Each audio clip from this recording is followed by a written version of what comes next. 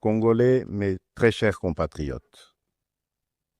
En ce jour solennel du 30 juin, nous célébrons nos 65 ans d'indépendance. 65 ans d'un cheminement audacieux amorcé le 30 juin 1960, lorsque notre peuple, uni par une aspiration irrépressible, a revendiqué son droit inaliénable à la liberté et à l'autodétermination. Cette date n'est pas qu'un jalon historique. Elle est un appel vibrant à honorer la mémoire de nos héros, à raviver notre idéal commun et à réaffirmer notre engagement pour une République forte, unie et prospère. En ce jour de souvenir et d'espérance, j'honore la mémoire de nos pères fondateurs, Joseph Kasavubu, Patrice Emery Lumumba, et de tous ceux qui, souvent dans l'anonymat, ont offert leur vie en sacrifice pour rendre possible l'idéal d'un Congo libre et maître de son destin. Leur courage est le socle de notre souveraineté, leur vision, le flambeau de notre avenir. Mes très chers compatriotes, aujourd'hui, notre célébration revêt une portée exceptionnelle. Il y a quelques jours, à Washington, sous l'égide des États-Unis d'Amérique, la République démocratique du Congo et le Rwanda ont signé un accord de paix historique, un tournant décisif pour mettre fin à un conflit qui, depuis près de 3 décennies, a semé la désolation dans l'est de notre pays, causant des millions de morts et de déplacés, en particulier dans l'est de notre territoire. Cet accord, signé par les ministres des Affaires étrangères de nos 2 pays lors d'une cérémonie solennelle présidée par le secrétaire d'État américain, M. Marco Rubio, reprend les acquis de la résolution 2773 du Conseil de sécurité des Nations unies et ouvre la voie à une nouvelle ère de stabilité, de coopération et de prospérité pour notre nation, pour la région des Grands Lacs et pour l'Afrique tout entière. Je voudrais exprimer, au nom du peuple congolais, notre profonde gratitude aux États-Unis d'Amérique pour leur engagement déterminant en faveur de la paix. Nos remerciements les plus sincères vont au président Donald Trump pour son implication personnelle dans ce processus de pacification porteur d'espérance. Son leadership a permis de réunir les partis autour d'une vision commune. J'adresse également mes vifs remerciements à l'État du Qatar pour ses bons offices, et particulièrement au Cheikh Tamim Ben Hamad Al Thani, dont la médiation discrète et efficace a contribué à rapprocher les positions et d'ouvrir un dialogue sincère entre notre pays et le Rwanda.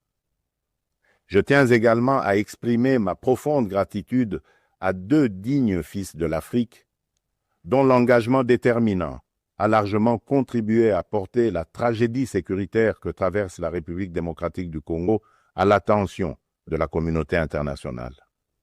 Grâce à leur implication active dans le processus de Luanda et de Nairobi, Son Excellence João Manuel Gonçalves Lourenço, président de la République d'Angola, et Son Excellence Uhuru Kenyatta, ancien président de la République du Kenya, ont su mobiliser les consciences et renforcer la visibilité de la cause congolaise sur la scène régionale et internationale.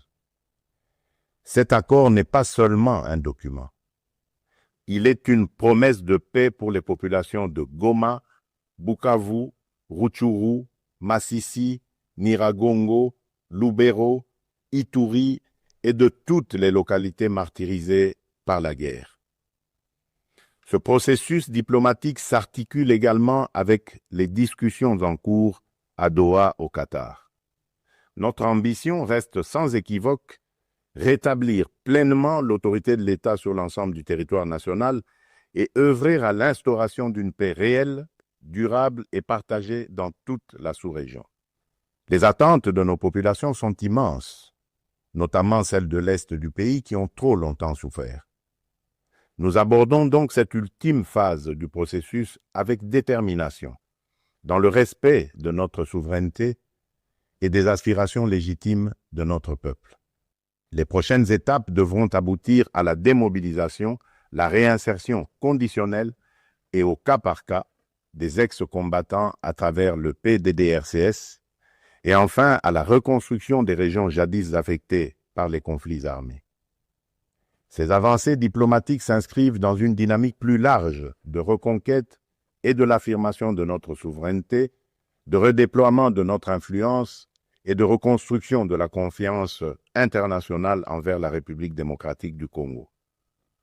Elles font écho à notre récente élection comme membre non permanent du Conseil de sécurité des Nations Unies pour la période 2026-2027, une première depuis 34 ans.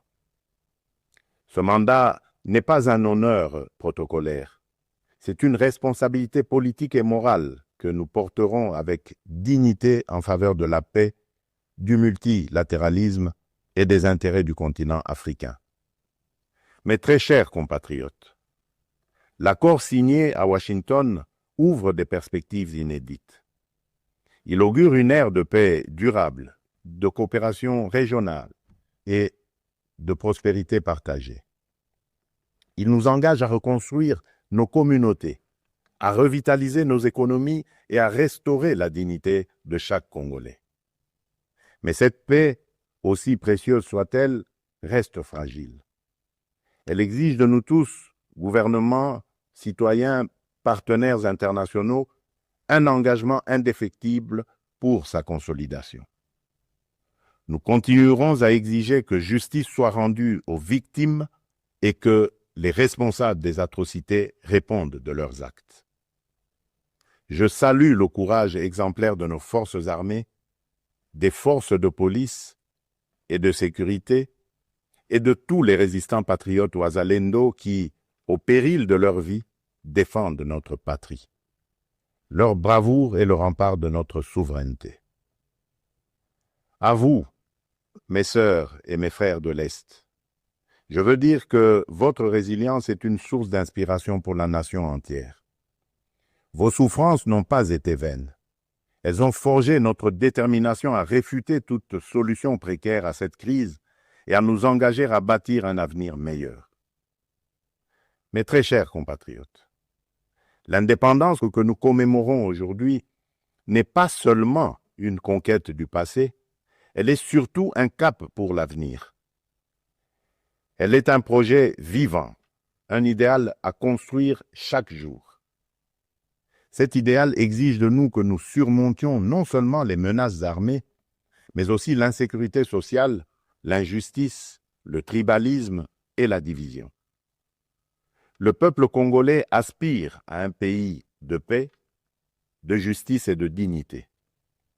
Un pays où l'on veut et on peut vivre sereinement, travailler avec honneur et offrir à chaque enfant congolais la liberté de rêver grand, sans peur ni entrave.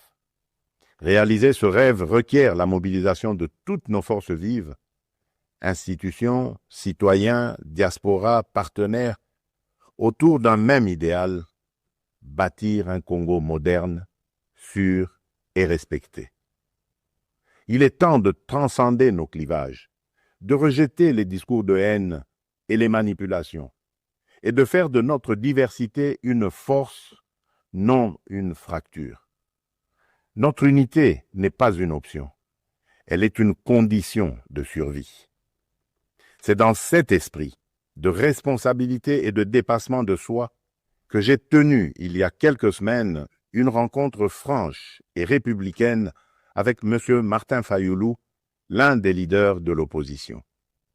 Ce geste, que beaucoup n'auraient osé imaginer depuis les élections de 2018, témoigne d'une volonté partagée de placer l'intérêt supérieur de la nation au-dessus des querelles partisanes. Cette rencontre marque une étape importante vers une politique de réconciliation, d'écoute mutuelle et de respect réciproque. Elle donne surtout corps à l'exigence du peuple congolais, celle d'une classe dirigeante capable de s'unir aux moments les plus critiques, d'agir avec maturité et de servir ensemble la grandeur de la République. Mes très chers compatriotes, les défis qui se dressent devant nous ne se limitent pas à la sécurité. À Kinshasa, la congestion urbaine et les embouteillages affectent la qualité de vie. Le manque de discipline, l'urbanisation désordonnée et l'insuffisance des transports en commun rendent la vie difficile à des millions de nos compatriotes.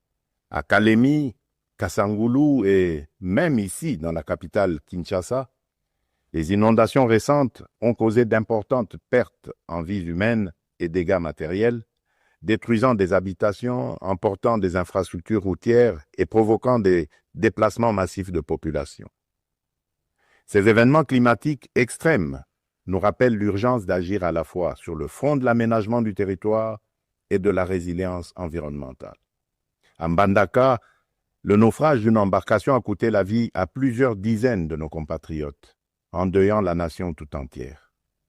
À Tchikapa, Kolwezi, Likasi, Kananga ou Kikwit, l'accès à l'eau potable, à l'électricité, aux soins de santé et à l'éducation reste une priorité pressante. Face à ces défis, l'État n'est pas resté indifférent. Il agit. Des missions de secours ont été déployées, des fonds d'urgence mobilisés, des projets structurants lancés pour renforcer les infrastructures et améliorer les conditions de vie. Mais ces efforts, aussi importants soient-ils, ne suffiront pas sans un véritable sursaut de solidarité nationale. Ils doivent être soutenus par une administration plus efficace, une meilleure coordination institutionnelle et la responsabilisation de tous les niveaux de pouvoir. J'en appelle également à un changement profond de comportement. Nous devons adopter une discipline collective, un civisme exemplaire et un respect des règles de vie en communauté. Aussi, je vous appelle à un sursaut patriotique, à une responsabilité individuelle qui fera de notre pays un modèle de stabilité et de progrès. Mes très chers compatriotes, fidèles à l'élan de notre indépendance, j'ai pris devant vous, avec une détermination sans faille, le serment de bâtir un Congo à la hauteur de nos aspirations. Avec constance et détermination, j'ai placé la transformation de notre nation au cœur de mon mandat, mu par l'ambition profonde de faire de la République démocratique du Congo une terre de justice, de prospérité partagée et de dignité retrouvée. Cette vision que je porte avec vous et pour vous irrigue chacune de nos décisions et sous-tend les réformes audacieuses que nous menons dans un esprit de renouveau et de souveraineté assumée. Aux côtés du gouvernement, j'ai engagé une série de réformes économiques, judiciaires et institutionnelles visant à asseoir un véritable état de droit, à éradiquer la corruption et à créer un climat des affaires propice à l'investissement et à l'initiative. Les premiers résultats sont tangibles. La croissance économique connaît un rebond durable. L'image de notre pays s'améliore sur la scène internationale et la confiance des investisseurs renaît. Ce regain de confiance se traduira prochainement par la signature d'un accord stratégique inédit avec les États-Unis d'Amérique dans le secteur minier. Cet accord marquera une étape décisive dans le positionnement de la République démocratique du Congo comme un acteur central de la transition énergétique mondiale et de l'économie verte émergente. Il visera à valoriser de manière souveraine nos minerais stratégiques, en particulier le cuivre, le cobalt et le lithium, tout en assurant une répartition plus équitable des retombées économiques au bénéfice des populations congolaises. Il ouvre la voie à la transformation locale, à la création des milliers d'emplois et à un nouveau modèle économique fondé sur la souveraineté et la valeur ajoutée nationale. C'est là le fruit d'un travail collectif, déterminé, au service d'un seul idéal, offrir à chaque Congolaise et à chaque Congolais les perspectives réelles d'un avenir meilleur. Malgré l'adversité, notre peuple a toujours fait preuve d'une résilience extraordinaire. C'est cette résilience qui nous a permis de traverser les tempêtes du passé et qui nous permettra de surmonter celles d'aujourd'hui. Le Congo d'aujourd'hui n'est plus celui du fatalisme et de l'impuissance. À l'aube du retour tant attendu de la paix sur l'ensemble de notre territoire, s'ouvre un nouveau chapitre de notre histoire, porté par le courage inébranlable, la résilience admirable et la solidarité agissante de toutes les filles et de tous les fils de la nation. À nos partenaires des États-Unis, de la Chine, de l'Europe, des pays du Golfe, du continent africain et du monde entier, je le dis solennellement, la République démocratique du Congo est de retour, prête à nouer des partenariats stratégiques, fiables, transparents et surtout gagnant-gagnant. Nous avons les moyens de notre ambition, des ressources exceptionnelles, une position géostratégique centrale, un peuple talentueux et surtout un leadership résolument tourné vers l'avenir. Nous sommes prêts à jouer notre rôle, notre partition face aux grands défis de notre temps. La paix, la transition énergétique, le développement durable et l'intégration africaine. Je tiens toutefois à réaffirmer avec clarté les lignes rouges de mon action. Les ressources de la République démocratique du Congo ne seront jamais bradées ni livrées à des intérêts obscurs. Elles bénéficieront avant tout au peuple congolais. Aucun compromis ne sera toléré en matière de souveraineté économique. La République démocratique du Congo ne vendra ni son avenir, ni sa dignité. Mes très chers compatriotes, le monde change et la République démocratique du Congo a son mot à dire. Notre jeunesse déborde de talent, notre sol regorge de richesses, notre peuple rayonne de dignité.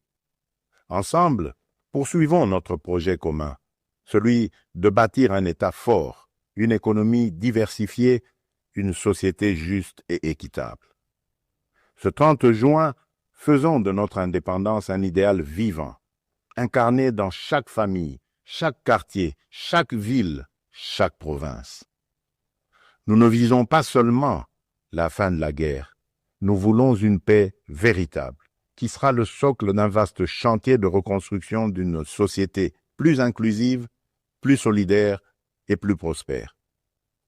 Le gouvernement s'y attellera avec rigueur et transparence. Mais ce chantier ne réussira que si chaque Congolaise et chaque Congolais y prend part. Alors unissons nos cœurs et marchons ensemble, main dans la main, vers un Congo fort, uni et prospère. Bonne fête de l'indépendance à toutes et à tous. Que Dieu bénisse la République démocratique du Congo, son peuple et tous ceux qui l'ont choisi comme pays de résidence. Je vous remercie.